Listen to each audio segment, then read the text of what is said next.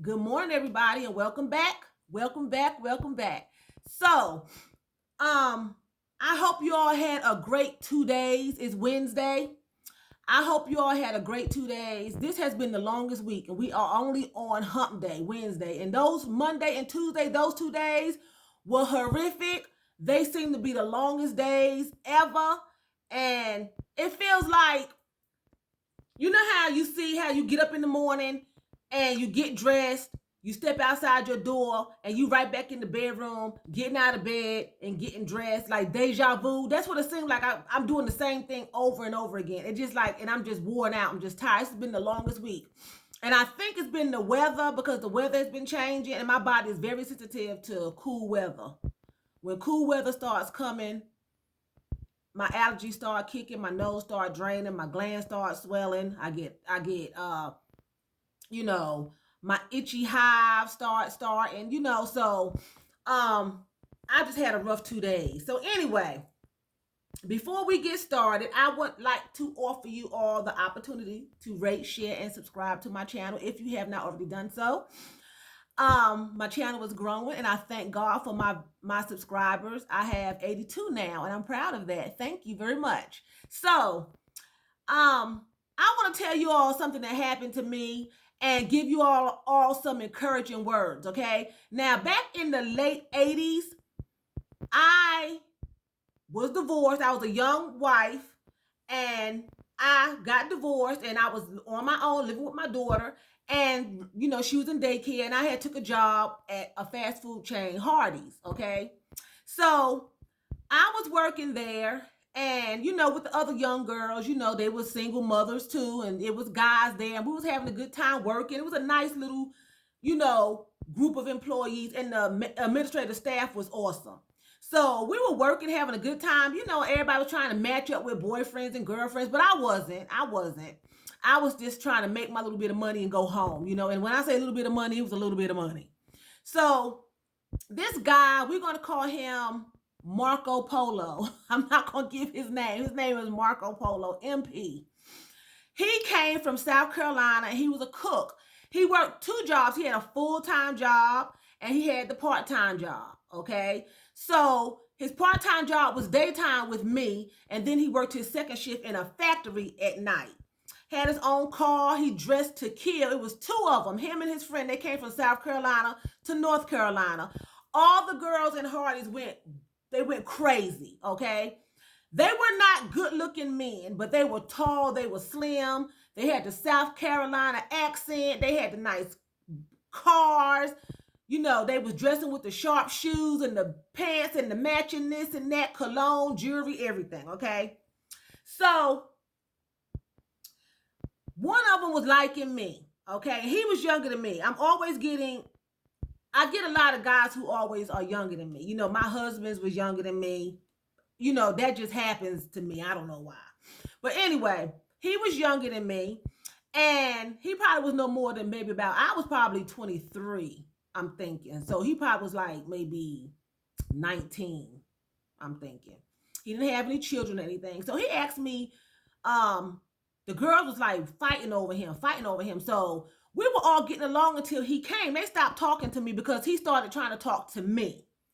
And I wouldn't talk to him. I was like, no, I'm not interested. I didn't like him like that. I was just doing my own thing.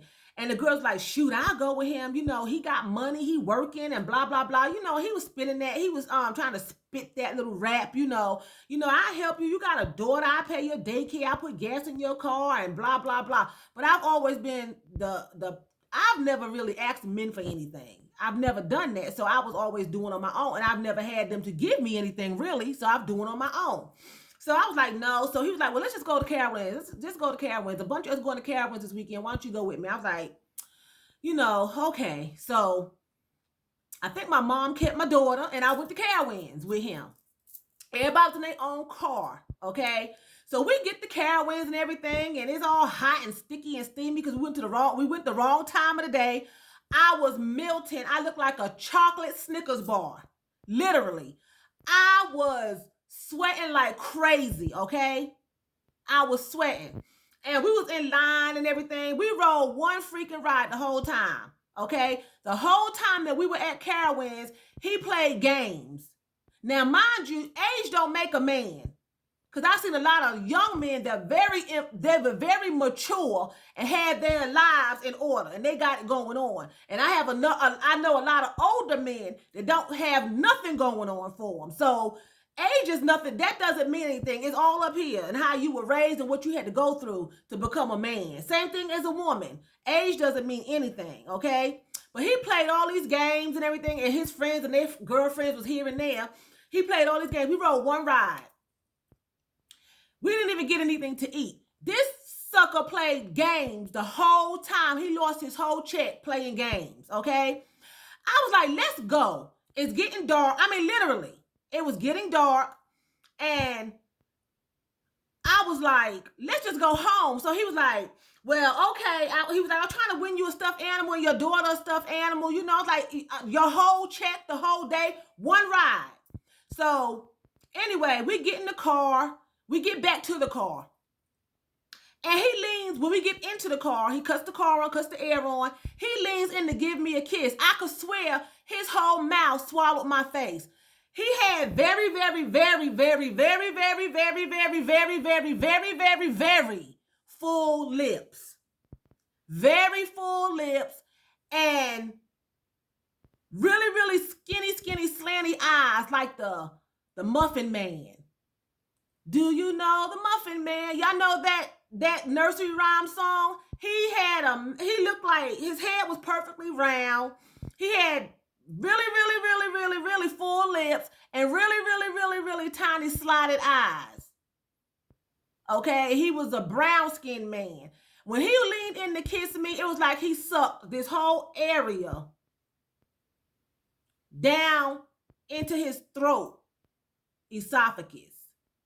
I pushed him away because first of all, I didn't like him. And number two, you had me in the hot sun for hours playing games. And number three, now we in this hot car. The air conditioning is not kicking in and you're going to try to suck my face down. I pushed him back. I was like, take me home. I want to go home. So we driving home. His friends done came out because, you know, Carowinds was packed. Excuse me. Having a hot flash. Carowinds was packed. So we in the parking lot for like 24 days. So finally we get on the highway. We driving home. All of a sudden,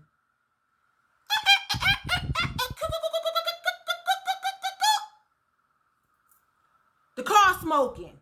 We pull over on the side of the highway. Car is just on fire. See, you can't go by looks and what somebody have and what's going on with them. You cannot do that. Do not judge a book by its cover. Those girls was in love with him.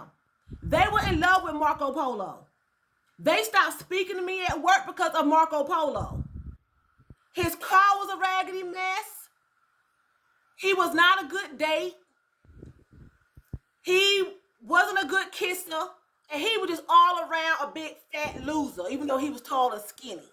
Okay? So, we get back home and everything like that. It was late.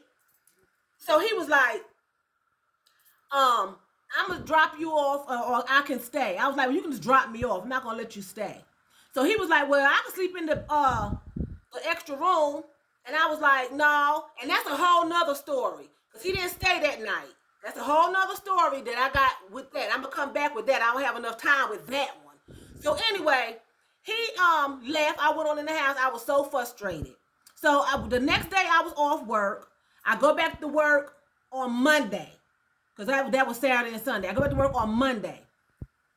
Going there, none of the girls talking to me. They heard I went on a date with almost said his name, with Marco Polo. They heard I went on a date with Marco Polo. They were so envious. I was like, y'all don't even know what y'all talking about. But at that time, I didn't have the scruples enough to come out and say he was awful. So I just let it ride.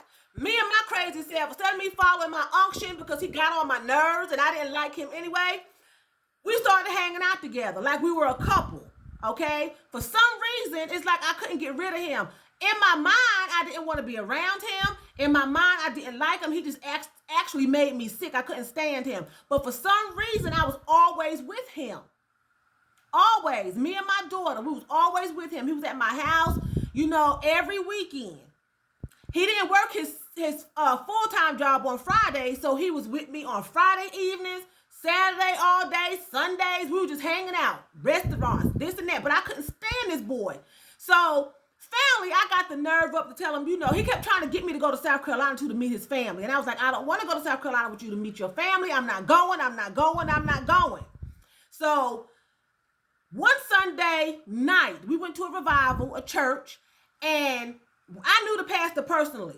So after the revival, we was all standing outside talking, the congregation, everything. He went back into the church. He said, I'll be back on to talk to the pastor. I said, okay. So he goes back. He comes back outside. He says, Tracy, Pastor so-and-so want to see you. I said, okay. So I go inside. She tells me, she calls us both to the altar, to the pulpit. The Lord let me know that this man, Marco Polo, is your husband. You should marry him. Y'all better follow your unctions and let God lead you. Do not be doing what people tell you to do, because you are going to get in a mess. I've done that before. But this particular time, I couldn't stand this man so bad, and I wasn't blinded by love. I looked at her, and I know people probably say I was rude, but I said, he didn't tell you nothing, because he ain't tell me. And I don't care what God told you. I ain't marrying him. That's exactly what I said. And I turned off, and I marched away. And she said, well, you being disobedient as I was walking away. I said, well, I'll continue to be disobedient, and I went out the church door. I had to drive home with him because he was driving. So I get in the car with him, and I was like, what did you say to her? Nothing. I just talking to her, telling her I want a wife. And she said, the Lord said it was you. I said, well, I'm not marrying you, and don't come back and see me no more. Drop me off at my house, and it's done. Leave me alone. Homeboy drops me off. He still kept coming by, knocking on the door. I would ignore the knocks. I wouldn't answer the door. He would leave notes in my door. Finally, he left a note in my door, y'all. Okay, I see you don't want to be bothered with me. Nice knowing you. I won't come back no more. Thank you, Jesus. Now, at that time, my self-esteem was like this. I felt as though I looked like Fiona on Shrek. That's how I felt, with the ears up here, the nose up here. I was a hot mess. He pursued me so hard, it was ridiculous. Finally, I got that note. I was like, thank you, Jesus. He quit Hardee's because he didn't want to be around me, I guess. All of a sudden, I started getting these feelings inside of me like, God, where's Marco Polo? I really like Marco Polo. I miss Marco Polo. I started having these feelings, right? I was like, gosh, where is Marco Polo? So a couple of days went by, and I was like, God, I just miss him. I just saw I had this strong feeling like I just loved Marco Polo.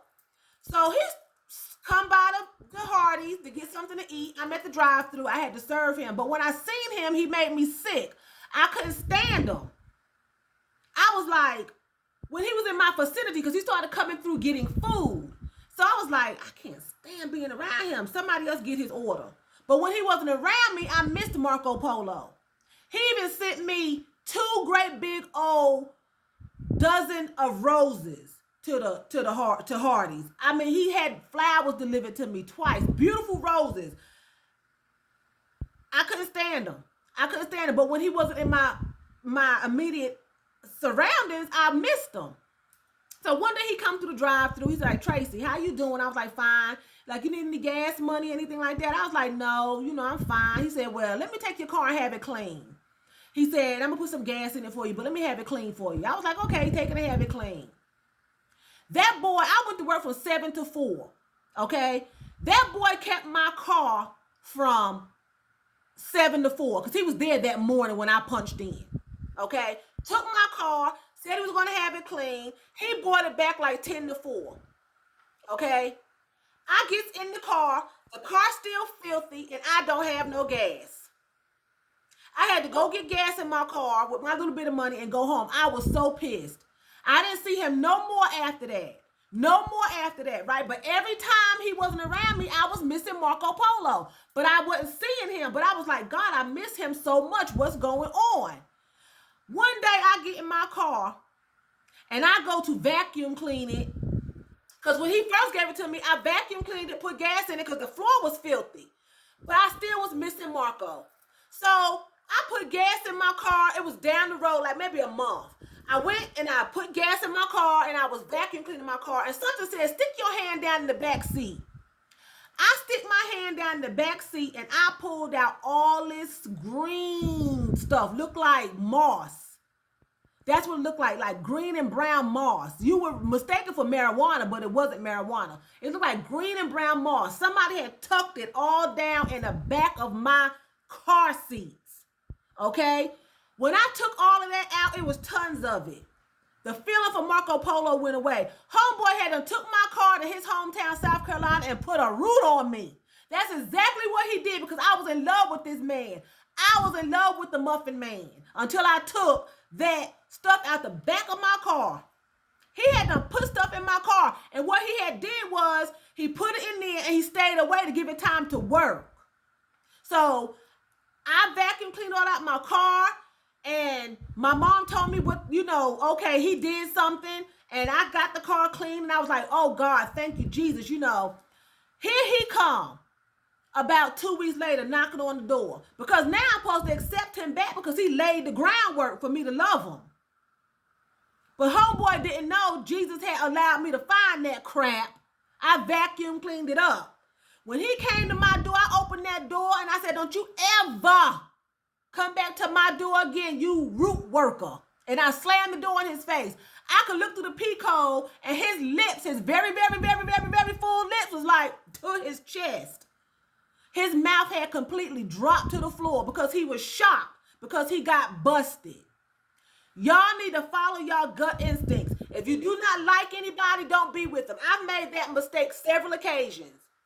Okay? I married my husband not liking him.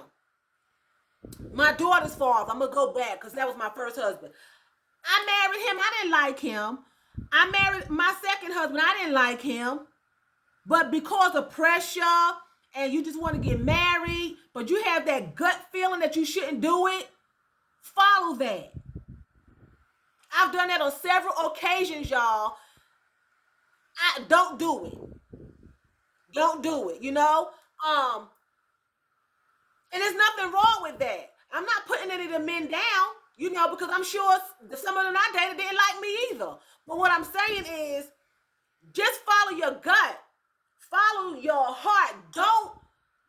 Don't just do it because people are pressuring you or you just want to have a boyfriend or a girlfriend. Do not do it. I'm telling you, if you don't like the person, don't do it. That's not for you. People say, well, I didn't like him at first, but I fell for him later. Kudos to you. That never worked out for me. That never worked out for me. If I hadn't followed my gut and put my hand where something told me, put your hand in the back seat of that car, if I didn't do that, I'd probably be married to Marco Polo now. My name would be Tracy Polo.